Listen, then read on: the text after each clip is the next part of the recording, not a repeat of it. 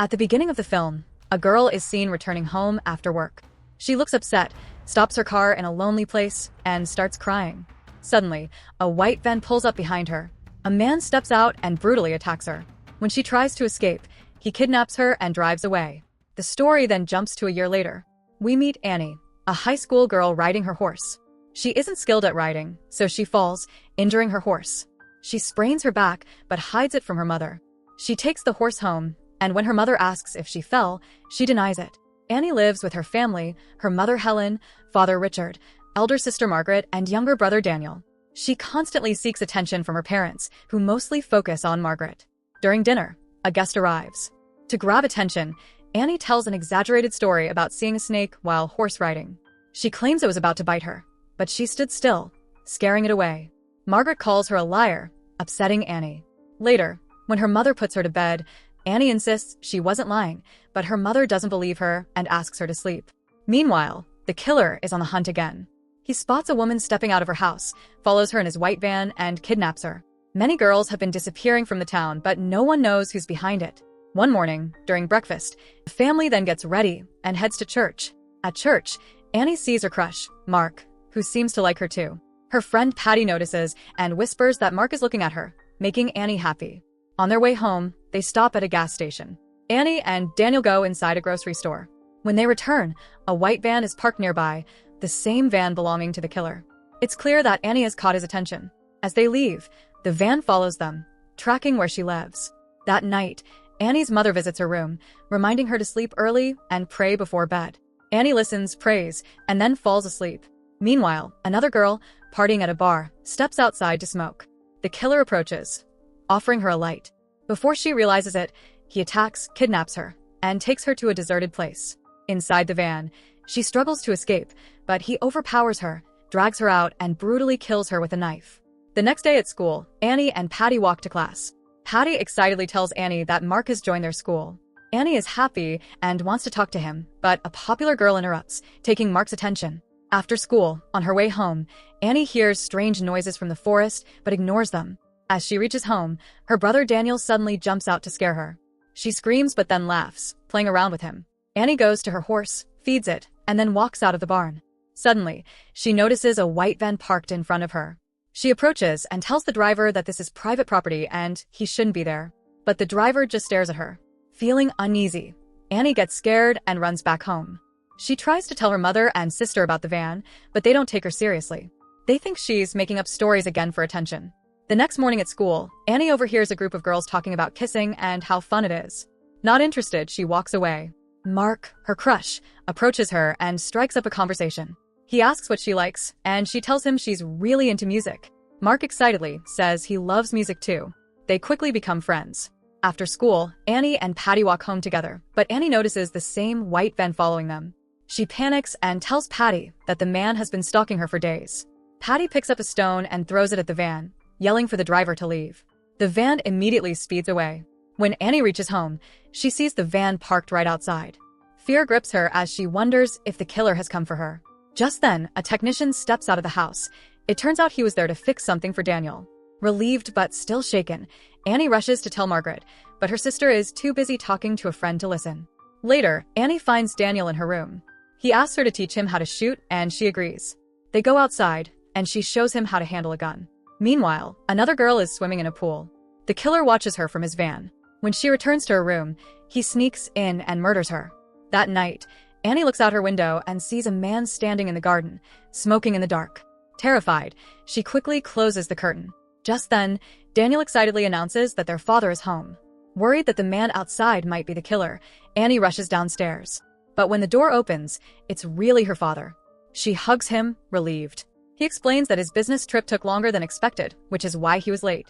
Later, she peeks out the window again. The mysterious man is gone. The next day, Annie's parents plan a date night. Before leaving, they tell the kids to behave. As soon as they're gone, Margaret starts getting ready to go out with her friends. Annie tries to stop her, but Margaret ignores her and leaves. Now, only Annie and Daniel are home. While setting out pumpkins for Halloween, Annie and Daniel spot the white van parked outside again. Daniel, frightened, grabs his gun and steps outside. He fires at the van, warning the driver to leave. Annie backs him up, and the van speeds off. Still shaken, Annie and Daniel stay inside, holding their weapons. Suddenly, they hear someone approaching. They brace themselves, but it turns out to be Margaret. She is shocked to see them armed and asks what's going on.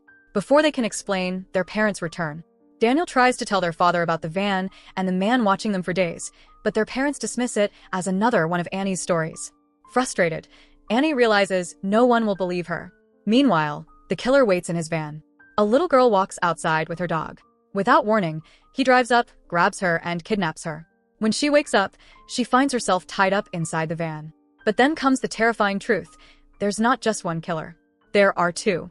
A father and son sit together, and the old man praises his son for learning the art of kidnapping well. Meanwhile, the kidnapped girl pleads to be released, but the old man suddenly gets up and beats her to death. Back at Annie's house, her family is watching a movie together, but Annie feels uneasy. She goes upstairs and looks out the window. Once again, she sees the same stalker. Panicked, she rushes downstairs and tells her father. This time, he listens, grabs his gun, and goes outside. When he returns, he tells them there was just an animal outside which he shot, so they don't need to worry. The next morning, at school, she can't focus. Her mind keeps drifting back to the feeling that someone is watching her. When she returns home, she locks the door carefully but notices that the lock is weak. She tells her mother they should replace it, and her mother agrees to talk to her father about it. That night, Annie has a nightmare about the stalker. In her dream, she is riding her horse and suddenly sees the van ahead of her. She wakes up to find it's already morning and senses that someone is inside the house. Grabbing a gun, she cautiously goes downstairs, only to find that it's just her father, who has returned from his business trip. Later, Annie, Margaret, and Patty go to an open-air cinema where people watch movies from their cars.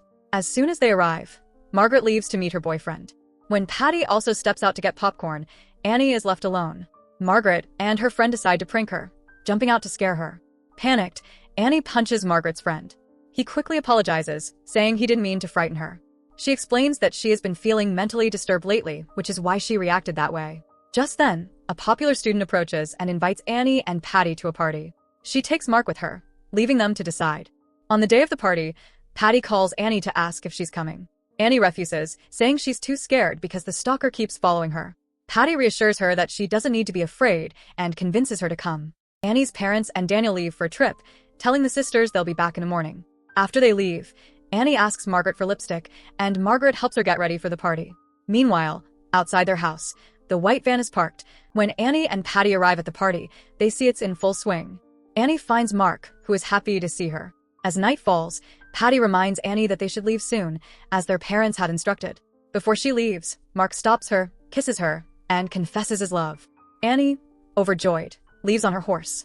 On their way home, Annie and Patty talk about Mark when suddenly, they notice the white van following them. Fear grips them, and they urge their horses to run faster. Patty turns back toward her house, while Annie, in her panic, loses control and falls off her horse, injuring herself. The van stops in front of her. She immediately gets up and starts running. The stalker chases her, but Annie spots a pit and hides inside. The man looks around for her, but when he doesn't find her, he gets back into his van and drives away. Once the coast is clear, Annie comes out of hiding and rushes home. Meanwhile, Patty frantically calls the house to warn Margaret that Annie is in danger. But Margaret is on the phone with her boyfriend, so she doesn't answer. Annie finally reaches home, but just as she gets there, she spots the white van parked nearby. Suddenly, the man appears behind her and attacks, tying her hands and legs with a rope. But just when it seems all hope is lost, Annie calls out to her horse. The horse kicks the man, sending him flying and knocking him unconscious. Seizing the moment, Annie frees herself and starts running, realizing that the man is getting up again and won't stop chasing her. The man regains consciousness and immediately starts chasing Annie. He catches her, ties her up, and throws her into his car before speeding away. But Annie spots a metal rod inside the car. Grabbing it, she swings it at his head, causing him to lose control of the vehicle. As the car swerves, Annie quickly opens the door and jumps out. Seizing the moment, she sprints toward her house while the killer chases her in his car. As she reaches the door, she screams for her sister. Margaret hears her cries and rushes to open the door, shocked to see Annie injured and terrified. Annie stumbles inside and locks the door behind her. But the danger isn't over. The killer is outside, trying to force his way in. Annie and Margaret run upstairs and lock themselves in a bedroom. The killer breaks through the main door and now begins pounding on their bedroom door. Thinking fast, Annie opens a window and tells Margaret they need to get to the roof. They climb out, jump down, and start running. Spotting the killer's car nearby, they jump inside. Annie tries to drive away, but the car's tires get stuck in a ditch. The killer charges toward them, ready to attack, but Annie accelerates just in time, hitting him with the car. At that moment, a police officer arrives. He had been called by Patty. Annie and Margaret run to him, breathless, explaining everything. But when the officer checks for the killer, he's nowhere to be found. He had escaped, meaning he was still alive. 1 month later, life seems to have returned to normal. The police have secured the house with new locks, and Annie has invited Mark over for lunch. As they sit together, Mark holds her hand, reassuring her that he'll always be there for her. But deep down, Annie still feels uneasy. She believes the stalker is out there somewhere, waiting for his chance to return. And she was right. The final scene shows the stalker buying a new white van, just like the one he lost. He drives off in search of his next victim. Soon, he arrives at a campsite where a family is staying. A young girl wanders into the woods to gather firewood, unaware of the danger lurking nearby. Suddenly, the van appears in front of her. And with that, the movie ends. This was the true story behind the film. The real-life killer was Billy Mansfield Jr., who kidnapped and murdered multiple young women between 1970 and 1980. He was infamous for driving a white van, stalking his victims, and brutally ending their lives. He was a feared figure, a true psychopath and serial predator. Even today, Billy Mansfield Jr. is alive. Now 69 years old, he is serving a sentence behind bars for the horrifying crimes he committed. So that's it. Hope you enjoy the story. Subscribe and press the bell icon for more videos.